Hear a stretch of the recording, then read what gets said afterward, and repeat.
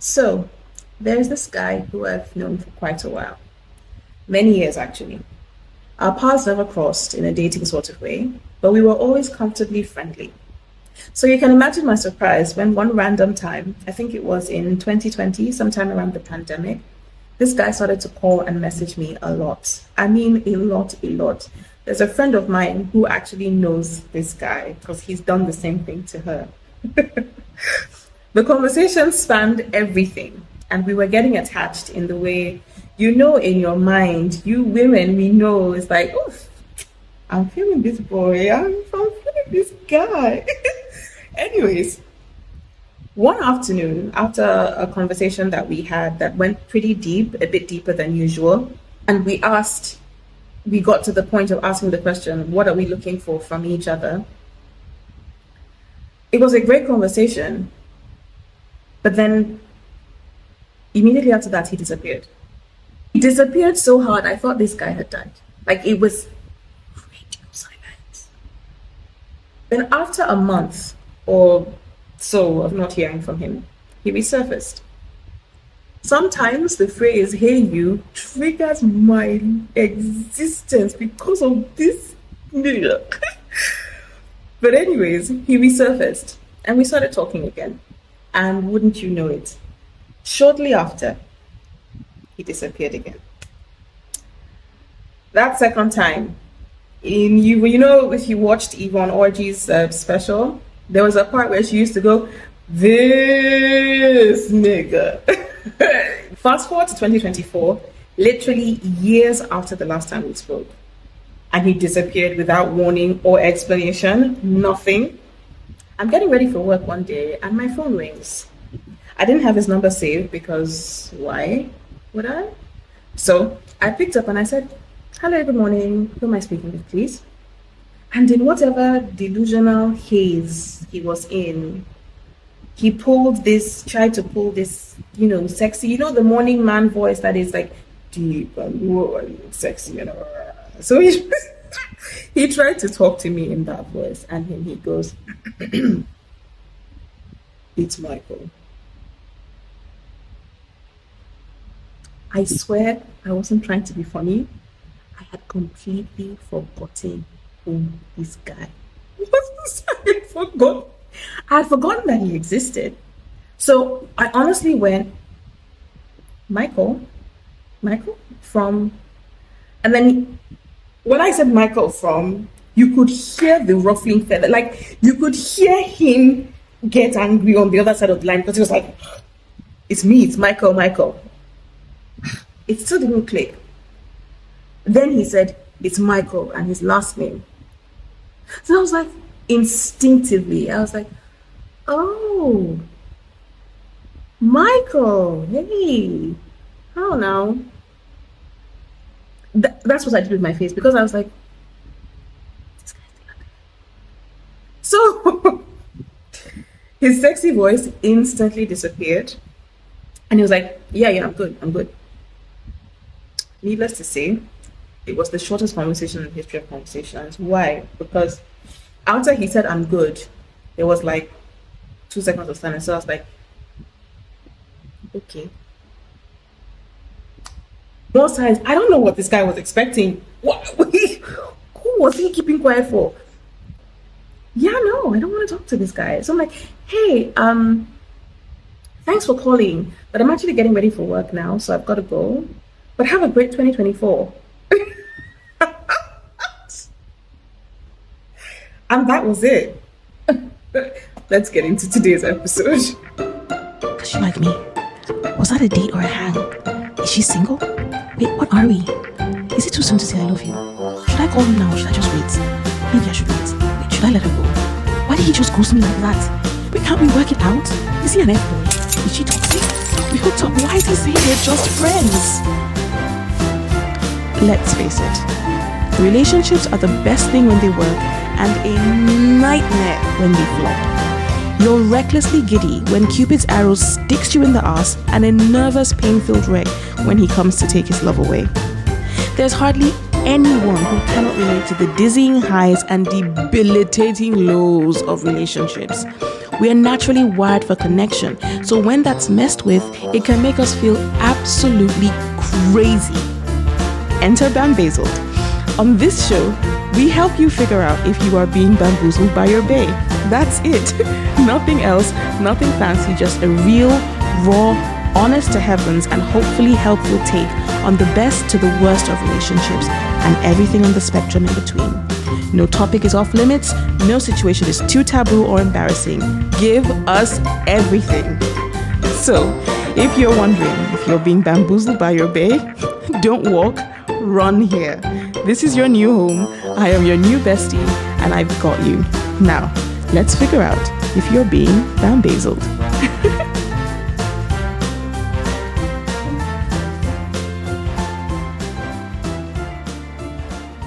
Disappearing acts should not leave you and come back and find you in the exact place that they left you.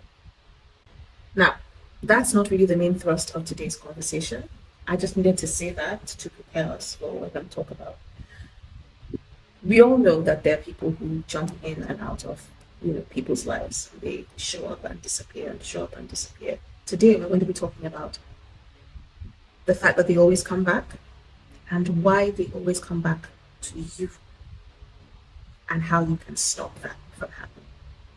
I'm going to use an analogy to explain, just sort of set the scene for the world of this person that disappears and comes in and out of your life. They are an emotionally immature person. So let's just put that out there. So I'm going to be calling them the emotionally immature person from now on. Okay? All right. So this is the analogy. And I write these episodes when they are developed from stories of friends, family, some people who have written me, and some personal experience. As this show progresses, I'm going to want to hear your stories, and I'm going to open it up to you telling me and writing to me, and we will build episodes around your story so that we can find a way to help one another with our experiences. To start this show, the flagship episode is going to be one of my stories. This is something that happened to me personally. This is not a friend, right? So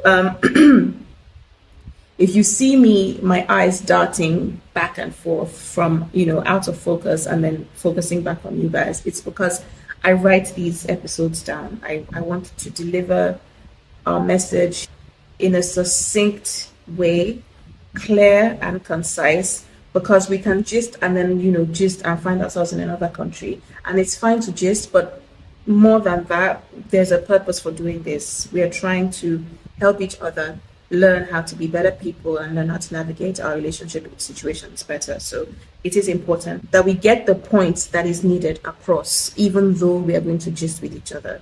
So I will be reading some of the things that I've written, and then I will come and focus on you. But please just don't be distracted. I feel like I need to say that so that when you see my eyes darting, you're not wondering if something is going on up there.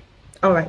So think of the emotionally unavailable person or the emotionally immature person as someone who has a bunch of albums, a bunch of music albums, right? There are some of us who choose our music according to the season, the time of day, for some women, the time of the month, your circumstances, the mood you're in, if you have a lot of money, if you are broke. So in other words, our choice of music is circumstantial. It depends on what is going on around us. I'm certainly that way. I don't listen to everything all the time. I'm an album person. First of all, I listen to full albums. I've got playlists as well, but I usually tend towards albums. And I have an artist for every mood. You better believe it. So there are some people that are like that. Essentially, we choose the music depending on the need we have at the time. The need that music feeds or fills within us at the time. Now, that man or woman, because this is not a show where we're going to be bashing men. This is not a men are scum show. This is not a men will stain your white show. This is not what it is about. This is equal opportunity bashing. When the women are going to get it, we will get it. When the guys are supposed to get it, they will get it. I'm just gonna just a quick, aside. Men need women and women need men.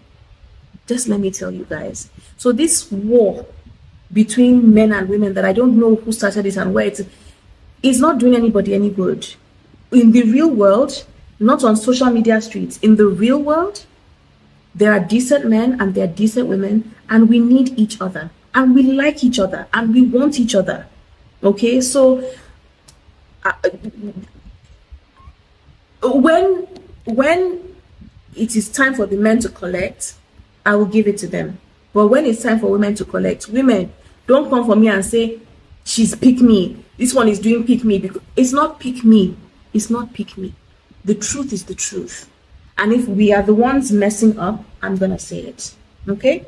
So let's also prepare ourselves for that. Now, let's go back to the, to the show. All right. So this man or woman, that's it. Good. Swallow it. You're doing good. That man or woman who keeps dipping in and out of your life, willy-nilly, at will, however they want, you're not the only person they're doing it to. I hope you know. You're not the only person they're doing it to. This is a pattern for them. This is something they do. This is the way they live their life. And when they are present in your life, they have dipped out of someone else's life.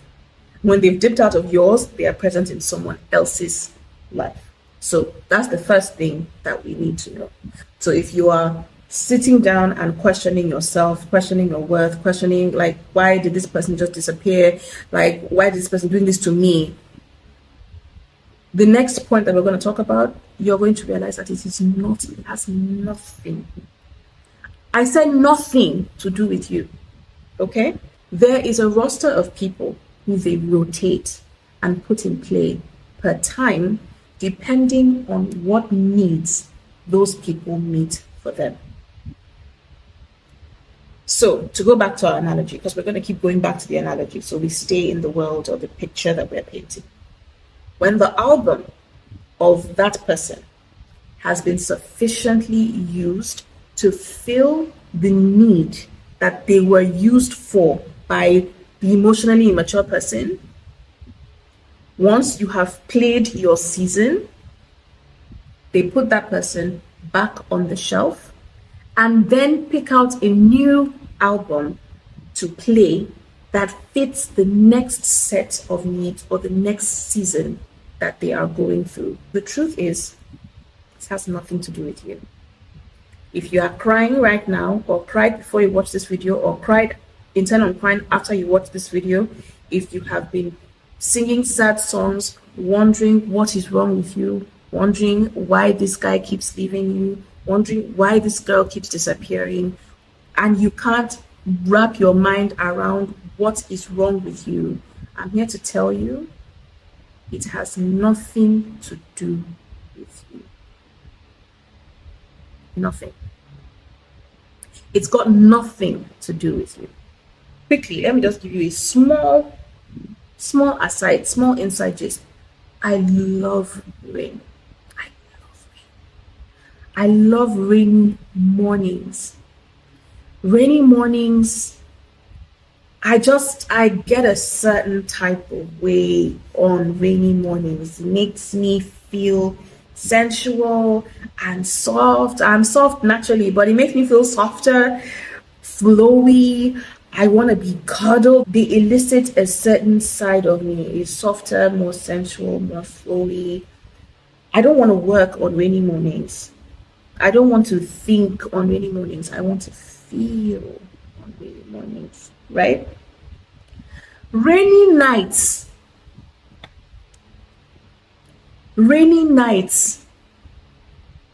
completely opposite feeling it elicits from me. Rainy nights rattle me, especially when it's thunderous, clamoring rain. It rattles my soul. I can't stand it. So on rainy mornings, Give me the sexiest music you can find. I mean, slow, deep, deliberate, heavy on that bass. Turn the lights down low type of music on rainy mornings. On rainy nights, play any kind of gospel song, especially the one that is inviting God to save you and rescue you, because I feel like I'm under attack. I don't like rainy nights. Right? Same rain, different needs. We can use this analogy to explain how the mind of the person who keeps hopping in and out, in and out, in and out of your life operates, and maybe hopefully give you, who is dealing with or struggling with your own sense of self, wondering if you're still worth anything, wondering if you're good enough, and wondering why you are not good enough for this person to stay. Maybe this can give you a bit more clarity and hopefully help you on your way to getting out of this shit show. This is why emotionally immature people, the ones who ghost you, this is why they most often come back. You see, we talked about seasons just now and how the rotation of the seasons determines the rotation of the music that we're listening to, because the seasons elicit a certain mood, a certain need, and the music you listen to feeds that need, right? All of us, we are like that. Like there are external seasons that change and rotate. We have internal seasons that change and rotate. We have times when we are up, times when we are down, times when we are super, super happy, times when we're super, super sad. We have internal seasons that are not static. Now, the difference between an emotionally mature person and an emotionally immature person is the fact that the stable or emotionally mature person has figured out how to temper themselves per season. So their seasons are not in control of them, they are in control of themselves within the different seasons. And so the fact that I feel angry, for instance, is not nearly enough of a reason for me to go and destroy someone's property simply because internally I'm feeling angry, right? Whereas with an emotionally immature person, the fact that I am angry, internally I'm going through turmoil, I have to find a way to externalize that turmoil, as opposed to being my own thermostat. Other things outside of me have to be my thermostat to regulate me up or down depending on what is needed. You cannot control the fact that it will rain. What you can control is whether you will have shelter when it rains. That is what growing up and maturing is supposed to help you do. So that when it does rain, because it will rain, you are secure and sheltered from the rain. With the people who do not mature, it's almost like the rain surprises them every time, because they never do anything about creating a shelter for themselves when it rains. What they do is, oh shit, it's raining. They go and look for someone else's shelter to stay under because they haven't taken the time to build their own internal shelter. By the way, this is all metaphor. This is a metaphor for what's happening inside of us. Okay, so why is it that your own shelter that they use during the rain is not enough for them? It's because it's not always raining. Sometimes the sun is out, sometimes it's dark out, sometimes it's snowing if you live in other parts of the world. So in our own side, sometimes it's Hamatan. So the needs that you have per season, per time, are different. You who is listening to this, you're like, wait, this doesn't make any sense. How can somebody live like this? This is how. They identify people who naturally fit certain seasons and fill certain needs. They also determine which people in each need category. When I say need category, I mean, for example, a need category can be financial needs. A need category can be emotional needs. Within emotional needs, you can have a subcategory of the person who takes on my big, heavy emotions, then somebody who is there for my lighter emotions. So that's what I mean by need category, right? Okay. So they determine which people in each need category meet the specific need to the highest degree. And the people within that same need category who meet it to a lesser degree. So to explain that, if they're talking about the financial need category, they will identify who meets that need to the highest degree. So who I can get like 10 million from when I need it. And who meets it to the lowest degree, who I can probably get like maybe like 500K from, push comes to shove. They wouldn't release 10 million to me, but they could probably release 500. So they're still useful, but not as useful as this person. But they are there because I always need a backup, right? Let me not put the cart before the horse. So let's just keep going. So do you understand me so far? All right. For example, because I wrote this example down. That example just came to me on the fly. Let me read this one that I actually wrote down. For example, let's say I am an emotionally immature person. One of my needs is obsessive attention. Now, there's nothing wrong with wanting attention. For those of you who are going to say, hey, your wife asking you to spend time with her, she's emotionally immature. That's not true. We all need some level of attention. But there is an obsessive kind of attention where it is, if all eyes are not on me, I will die. Everything has to be about me. Your time, your energy, your emotions, all of it, it's all about me. So think about it in that way. All right. So let's say one of my needs is obsessive attention. I will, as the emotionally mature person, this is how I determine who goes on the roster. I will identify the people in my life or the people that I intend to approach to make a part of my life. I'll identify the ones who are extremely empathetic, because there's levels to empathy. We are going to talk about that in another episode, but there are levels to empathy. So I'm going to identify the person that is extremely empathetic, extremely giving, probably conflict averse. In other words, they will run away from conflict. They will not stand up in the face of conflict. And possibly as well, someone who has zero boundaries and a very shaky relationship with their self-esteem. Those would be the things I would look out for as an emotionally immature person if I'm picking out people who will fit into the need category of obsessive attention. Okay? Let's continue with the example. Then let's say I find 5 people who fit the bill. I found 5 people who fit all these criteria that I've just listed out. Then I will set about grooming all 5 of them, testing them to see which of the 5 will drop everything in a second to attend to me on a consistent basis, and which of the 5 may only do it a couple of times. They say things like, oh, I actually have to work, so I really cannot be with you right now. I'll identify that person as well. Now, having collected this data, I will then arrange my suppliers, because just if you think about it that way, it will actually help you.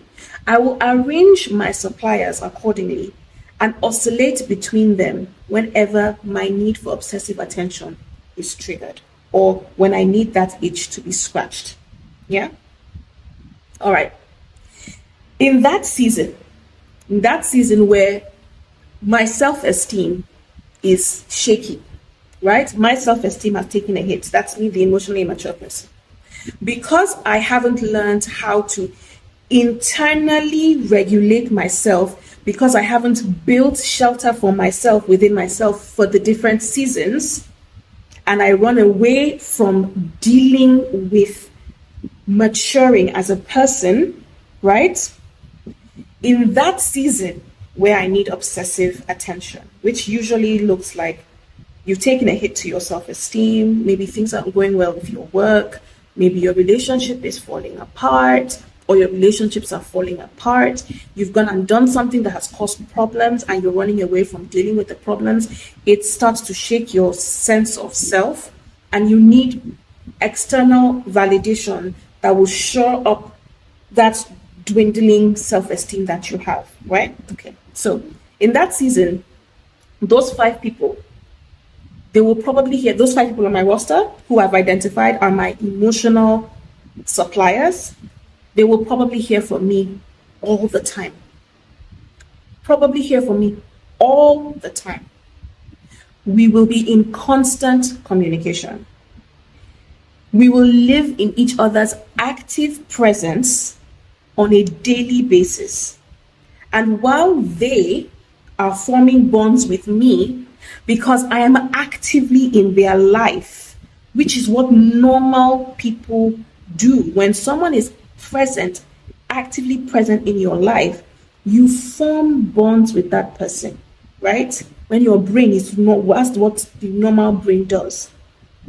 So while I am in the need for obsessive attention and I am trying to fill that need with other people, I will be present. I will be active. I will call you. You can reach me on the phone.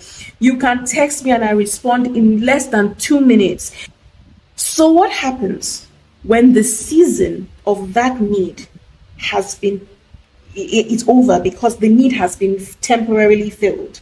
You have shored up my self-esteem enough that I no longer need that. What's going to happen?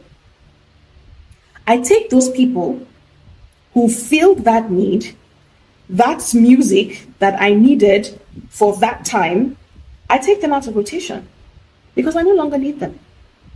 And I go in search of another set of people who fit or fill or are in another need category. For instance, money, right? And then I put them in rotation. It's their season. So they're in rotation and they get to play their season. As long as I am not in that current need, you who fills that need is non-existent to me. But as soon as that season comes round again, you better believe that I am going back to my shelf. I'm going to go through my albums and I'm going to pick out my tested, approved, and trusted. Please don't sue me, Bona. I love your music. I'm going to pick out a trusted, and you're only trusted after you're tested, resource, and I'm going to use them to fill that need. That is why they go and come.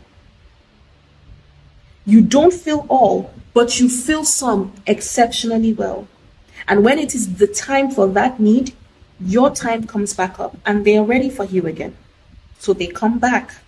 Okay, so if I meet their need for obsessive attention, why can't I be the only one that meets the emotion? Let somebody else meet their money need, someone else meet their sexual need, let me be the only one that meets the obsessive emotional attention need. Now, the reason I have to keep multiple people in each need category, not the different categories. We've identified there are different categories. Let's say there are 5: money, sex, emotional attention, vibes. Those are the categories. So in each of those categories, the reason I need multiple people inside each of them is this. There is the possibility that my primary resource, remember we said the emotionally immature person will scan and see out of the people they've identified will meet and fit into that category. There is someone who will meet that need to the highest degree. There is someone who will meet it to a lesser degree, right? The person who meets it to the highest degree is your primary supplier. Okay, so there is the possibility that my primary supplier may, for some reason, whatever reason, be unavailable. They may die.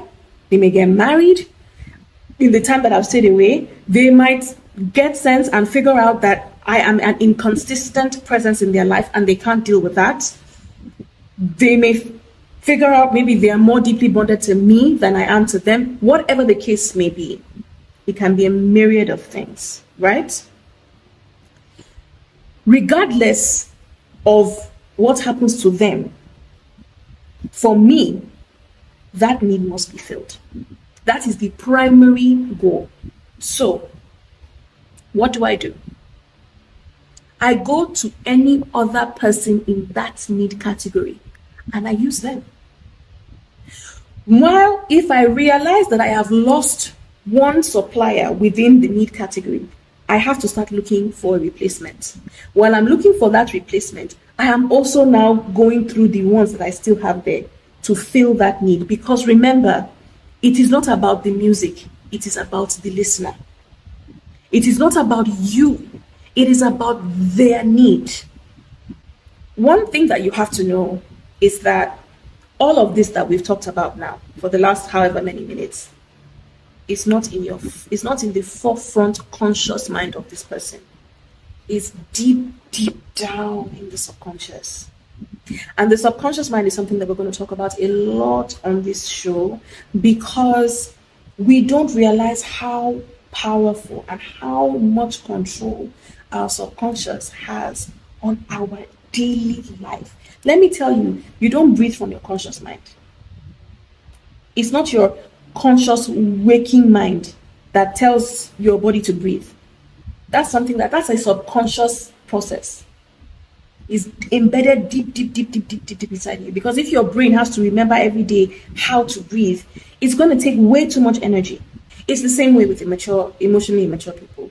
The information of how they behave, of all this stuff, is stored deep in the mind, in the place where they became this kind of person in the first place. Something happened. Something is always behind it. And however life happened to them, whether it was when they were young or when they were old, usually it happens when you're young, when your brain decides that this is how it's going to function. That data or that information, that coping mechanism, is also stored in your brain at that time. While most of it is subconscious, there are a few people who are aware that they do this because they've done it enough times. They've done it enough times to be aware that this is how they operate. And for those people, they are not only emotionally immature, they are willfully harmful. And you need to steer clear of people that willingly cause harm to others. Because we all cause harm to people, but we don't all do it willingly. And for people who don't do it willingly, when you are aware that you have caused harm to someone, you correct, you pivot, and you correct that behavior. So now that you probably know, or that you know what is probably happening to you, the onus is on you to decide if you will merely be an accessory to another person's life, one that they pick up and put down depending on what outfit they're wearing that day, or if you just won't. And that is why I said at the beginning of this conversation, the person who deserts you repeatedly only comes back because you are there for them to come back to. When someone shows you that they will disappear on you, meaning they have done it to you at most twice. I didn't say at least twice. I said at most twice. When they have done it to you at most twice, one time, this person has an opportunity to explain themselves, an opportunity for you and them to grow. Listen, if your boyfriend disappears once, it's not a deal breaker. For me, I think it's an opportunity for both of you to sit down and talk. Your girlfriend disappears. What the heck happened? What happened? What's Kilo Shele? And I don't speak Yoruba. Let me not even try. What happened? Why did you do that? And you cannot do that again. If you're going to take time away, which we should all be allowed to do, you have to do it the right way. You are accountable to me as I am accountable to you, because we agreed to enter into a partnership. So because of that, even if I need time away, I have to do it right. and tell you, baby, I'm not feeling like interacting that much right now, and I'm going to need some time to myself. And I'm going to come back. I'm going to take this much time. I'm going to take a day. I'm going to take 2 days. I'm going to take a week. The reason you give the person the information about how long you're going to be away is to help them manage their expectations and manage their anxiety. It's the kind thing to do. You don't just disappear from somebody's life and come back and say, okay, hey, now I'm back. Now I'm ready to be part of your life again. That is shit. You don't do that. You don't do that. When someone shows you that they will disappear on you, meaning that they have done it at most twice, please, Echo, Dan Anla, Bikonu, please believe the information that they are passing across. They are telling you that this is how they navigate life. They need to dip in and dip out.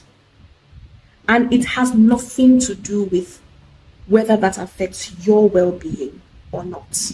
This is not a debate on whether a person is good or bad or evil or wicked. It is about whether they are a safe place for you to sink your roots in. Imagine that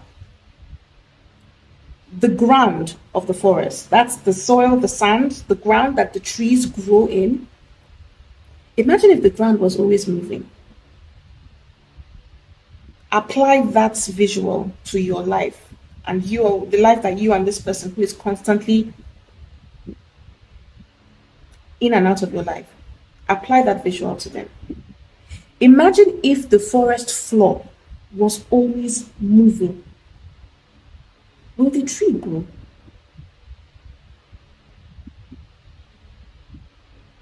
Can the seed sink roots, or can the tree sink roots in something that is constantly moving beneath it? This is the tree, right? This is the tree. See my cute this thing. This is the tree. This is the ground.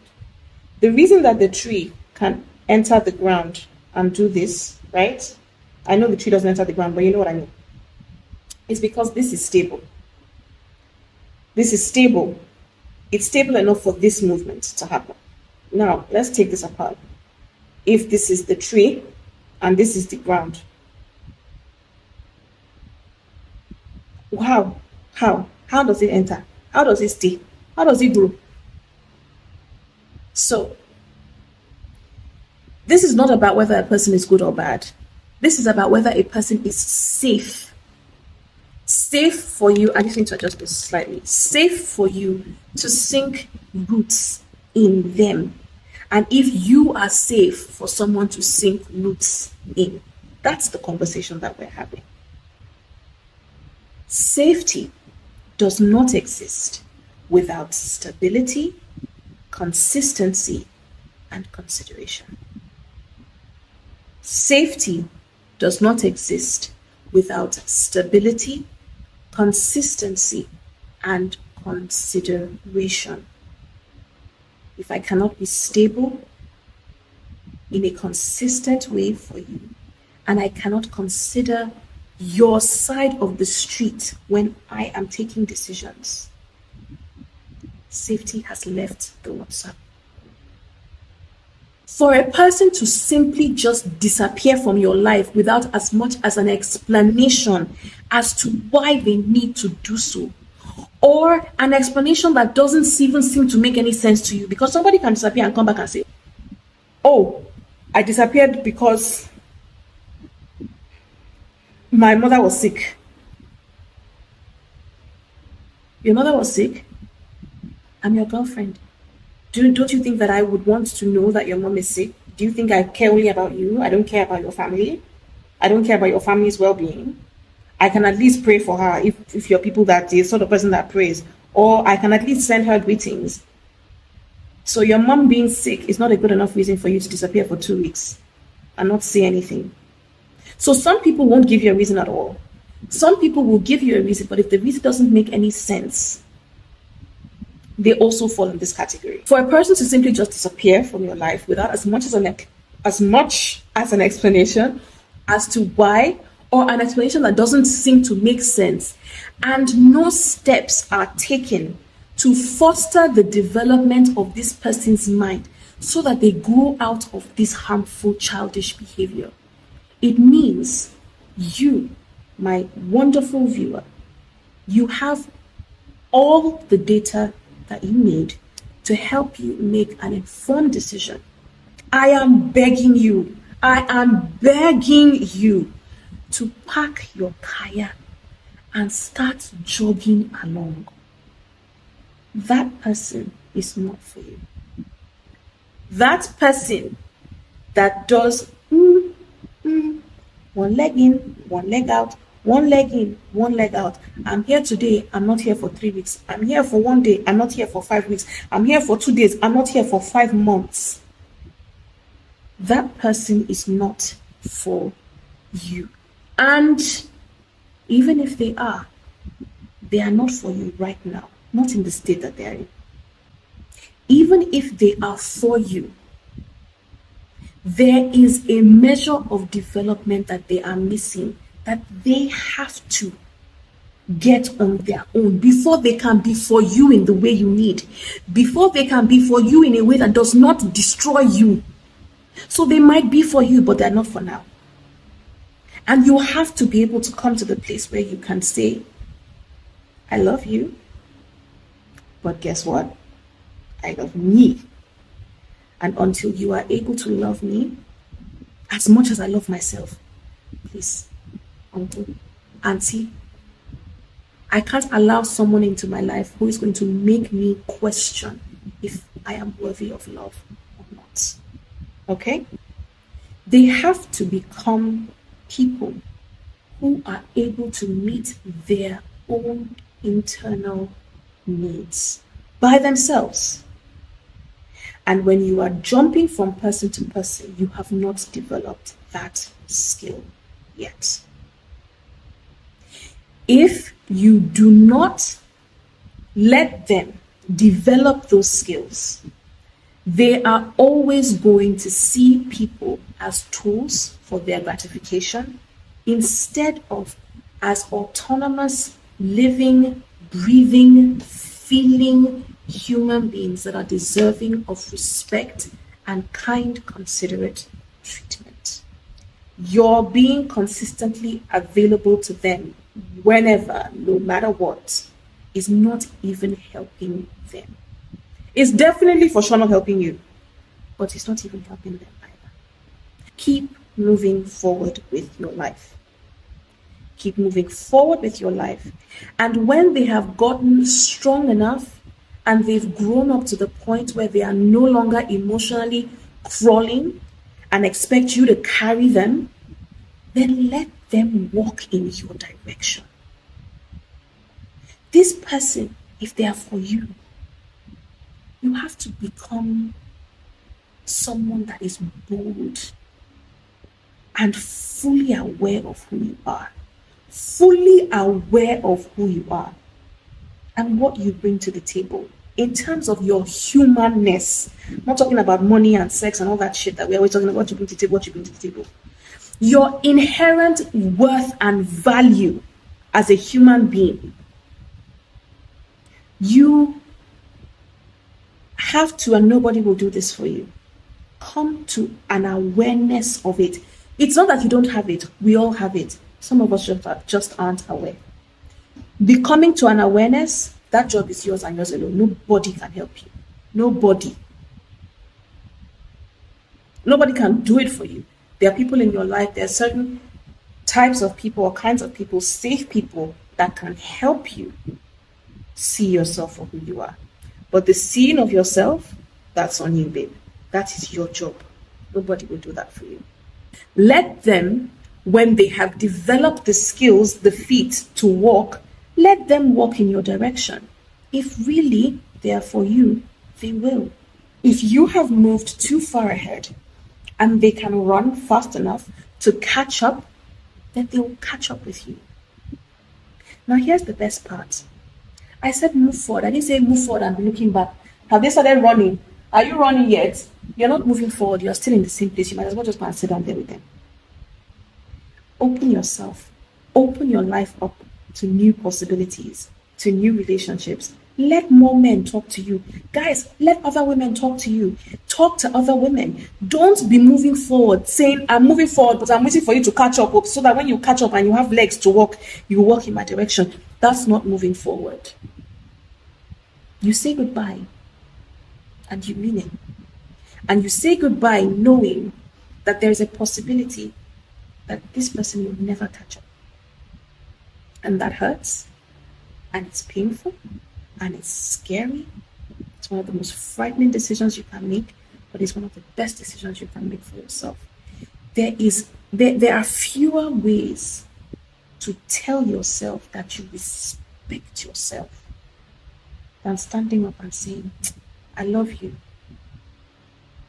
but I love myself too. And if you won't treat me the way I should be treated, I will leave. Self-respect 101, done and dusted. All that self-esteem that is dwindling every time they jump in and jump out, jump in and jump out, do you anyhow, do you anyhow, do you anyhow, and you keep waiting there for them. The decision to get up and leave, or get up and walk, move on, move forward, it's such a boost to your self-esteem. You have no idea. And you won't feel it until you do it. And again, I know it's scary, but it is so worth it. It's so worth it for yourself.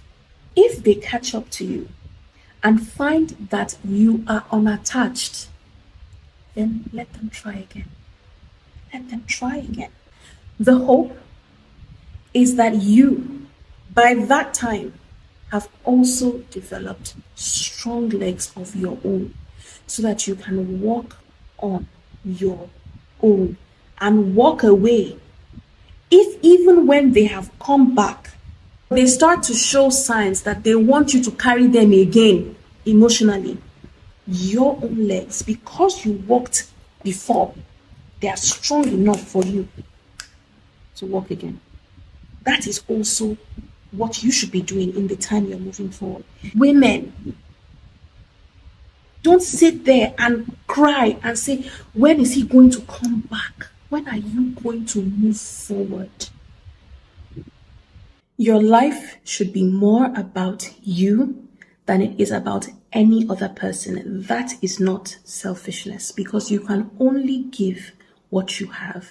And if you have embodied yourself, that is actually the only time that you can give yourself to another person.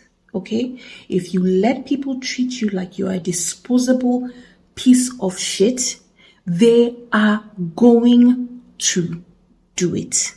It doesn't matter how good the person is. You cannot be a disposable character in your own story. Nobody is writing your story. You're the one writing it. So nobody should be able to write you in and out of your own story. Please, please, please, please, please, please, please, please, please, please, I'm begging you, do not wait for them. Don't let them come and find you where they left you. The moment you recognize the pattern of showing up, coming in hot and heavy, then fading out, and then resurfacing like nothing happened, you must run away, my darling. You must run fast from that person. It is destructive to you. Gather your whole wonderful self and don't you dare walk away. You run. Do whatever you need to do to let them out of you. Whatever you need to do. Cry for days if that's what you need. Do whatever you need to do to get it out of you, as long as what you're doing is not harmful to you or to others. Don't cause harm to yourself and do not cause harm to others. So doing whatever you need to do does not mean you go and I'm not the one that sent you. Don't let them sit inside you. You can't survive it. It's too detrimental to your health. You have to purge them. You have to purge them. Yes. Purging is energy draining and hard on the system. So don't expect to feel great in the time that you're detoxifying yourself. And don't think the fact that you feel like shit means you're getting it wrong. Discipline and self-respect are your best weapons. No contact. No contact. No contact. No contact. Put that phone down, babe. Don't text him. Don't put it down. No contact. When a person ghosts you, when a person walks out of your life without the slightest bit of concern for how their abrupt absence will affect you, they are passing a message across to you. They are telling you how much value they place on your presence in their life. Now, if you value something, you do not put yourself in a position to lose that thing. What we value, we protect. What we value, we respect. What we value, we take care of. So when a person treats you like you are not valuable to them, you have to believe them. When a person ghosts you, even though you might have a laundry list of things to tell them, you need to swallow those things. Swallow them, or you find a friend who loves you, who really genuinely loves you, and you tell all of it to that friend, or you write it in a journal, you write it in a letter, tear up the letter, burn the letter, turn it into a hymn, turn it into a song. Do anything with it except taking it to the person who dumped those things inside you in the first place. Do not call, text, DM, Snap, TikTok, email, a post mail. Which other one do we have? Which other thing is there? There's so many. Don't do any one of them. Do not get in touch with this person. Don't try to tell them why they shouldn't have ghosted you. Don't try to tell them that you have more value than that and you're going to show them. Don't try to tell them that it is not good to ghost. Don't try to tell them anything. Believe you me, they know it is not good. Fill your time with anything that makes you feel better other than them. Obviously, that's implied.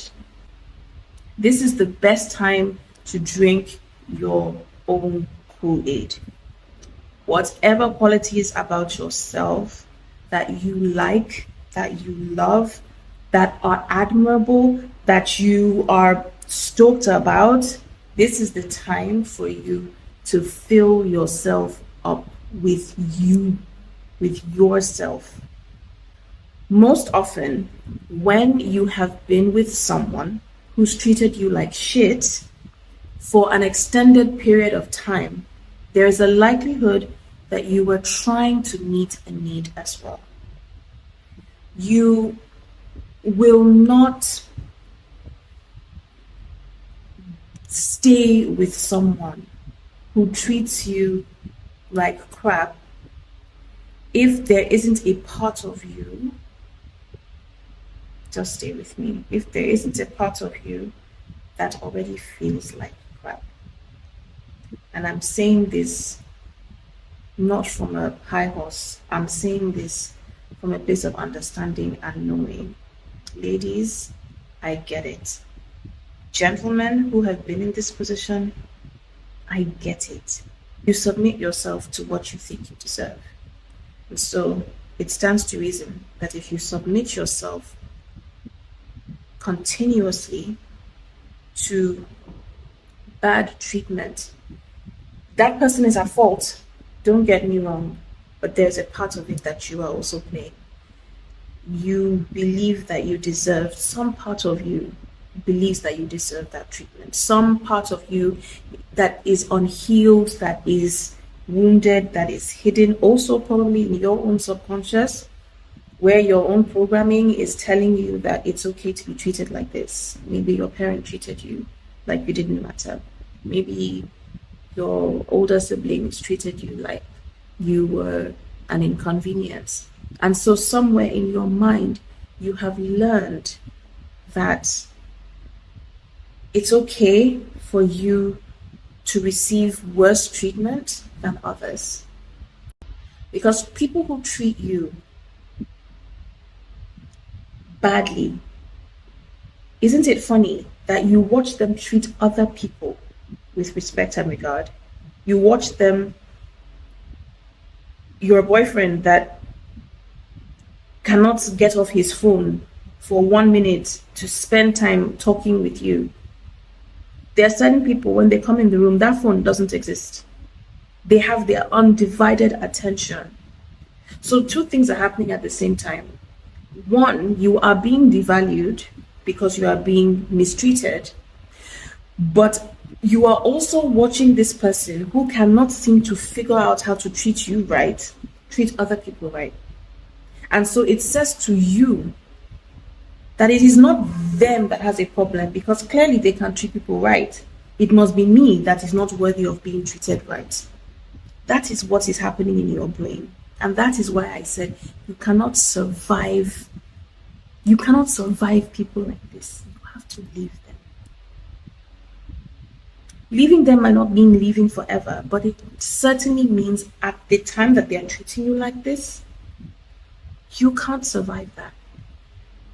Because it is a systemic erasure of your sense of self and your sense of worthiness.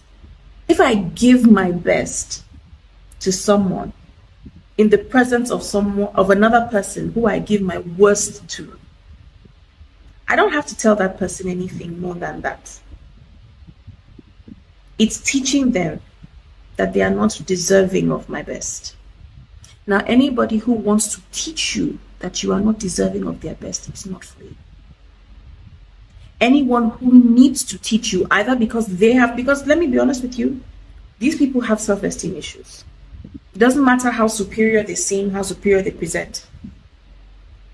A part of the reason why they have this coping mechanism is because they have self-esteem issues themselves. But what they do is they cover their self-esteem, their low self-esteem issues with the superiority, with an appearance of superiority.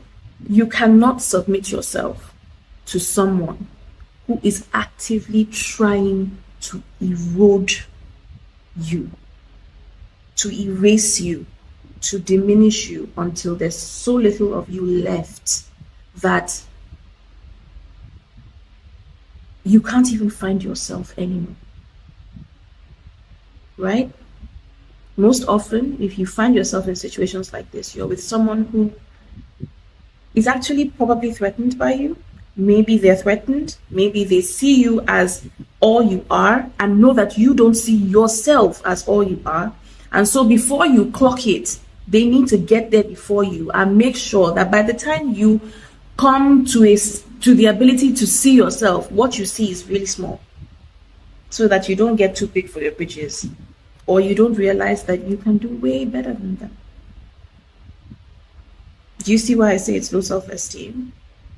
They don't want to lose you, but they don't think that they are good enough to keep you as just being themselves. So what they have to employ tactics to help them keep you. And one of those tactics is to reduce you to the size that they can contain, because they see themselves as small.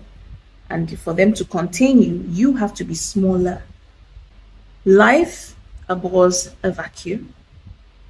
And so if there is an emptiness inside you, that is, you are not filled with yourself. It's a different thing from being self-centered. Being full of yourself is often used as like an insult. We think it's an insult, but if you think about it properly, who else should you be full of? Me. Who else should you be full of? We should all be full of ourselves, filled with ourselves. Then you can actually give yourself out to people from a place of abundance, not from a place of lack. Most often, when you have been with someone who's treated you like shit for an extended period of time, there is a likelihood that you were also trying to meet a need and trying to use that person as well to meet a need. Life abhors a vacuum. And so if there is an emptiness inside of you, i.e., you are not filled with yourself, you can see how easy it would be for another person who is too full of themselves and has run out of room within themselves will dump their excess or their waste products in your empty space. That is why it's dangerous to not be full. You have to be full. You have to be full of yourself in the right way, not in a narcissistic way, in the right way. Full of your honor, full of your value, full of your worthiness, full of your pride as a person, as a human being, full of your dignity. That's what you should be full of. So while they need to clean up their dirty spaces so that they can live within themselves and stop having to human hop because inside of them is too cluttered and dirty and scattered and disorganized, you also need to fill your clean room that they have been using as storage for their excess clutter.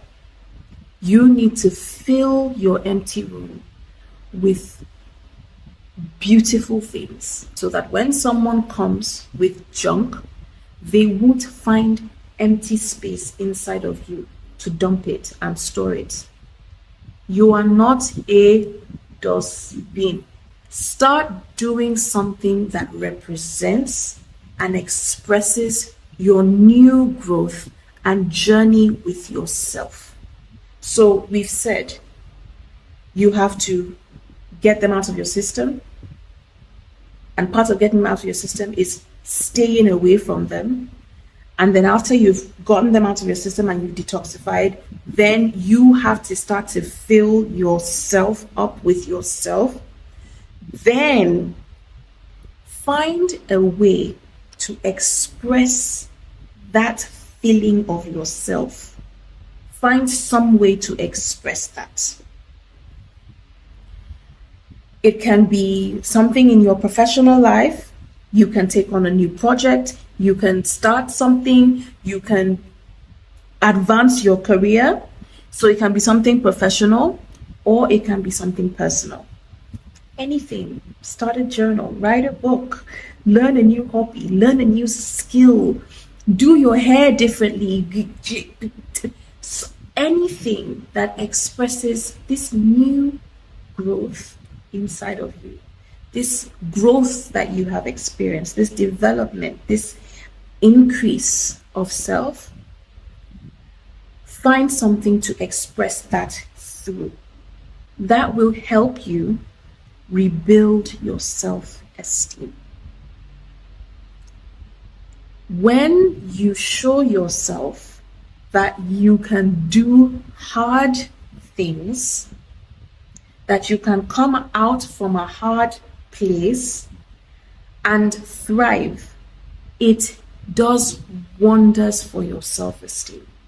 One of the things that took the biggest hit when you were with this person or you were indulging, this person's bad behavior was your self-esteem, your sense of self, right?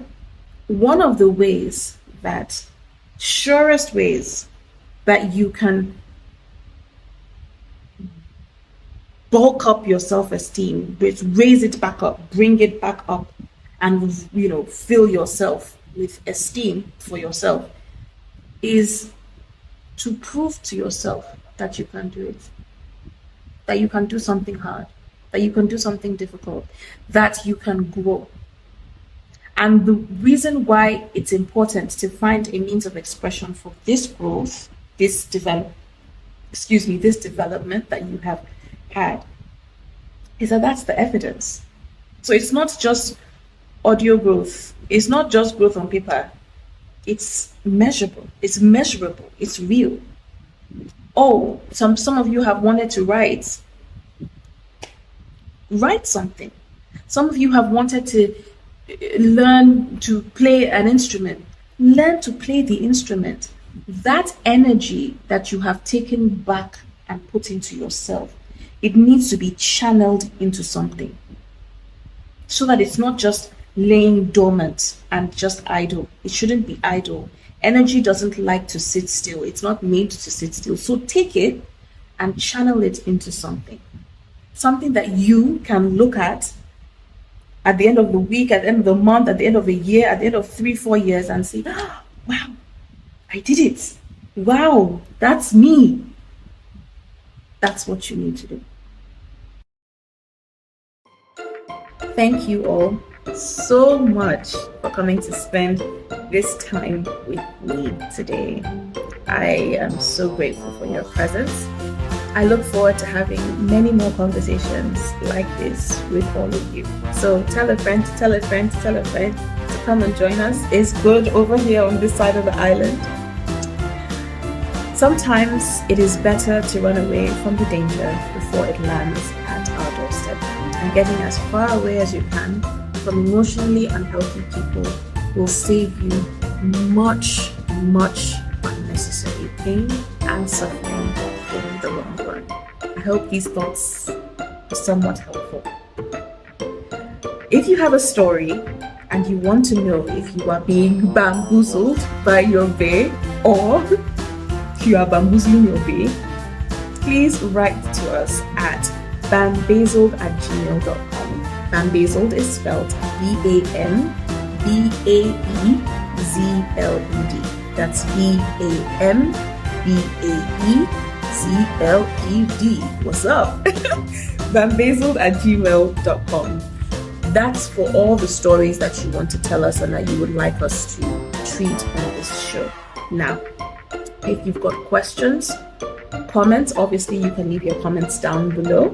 If you've got questions that you want answered, we have a special show for answering questions. So send your questions to hellobae@gmail.com. Hellobae is HELLOBAE@gmail.com. That's purely for your questions, and you can send as many as you want. Now, for the questions, what we're going to do is we have an Instagram live session where we answer all your questions. So if you've got questions that you want to send in beforehand and give me time to think about it and prepare, that's fine. If you want to come and ask your questions on the IG live itself, that's fine as well.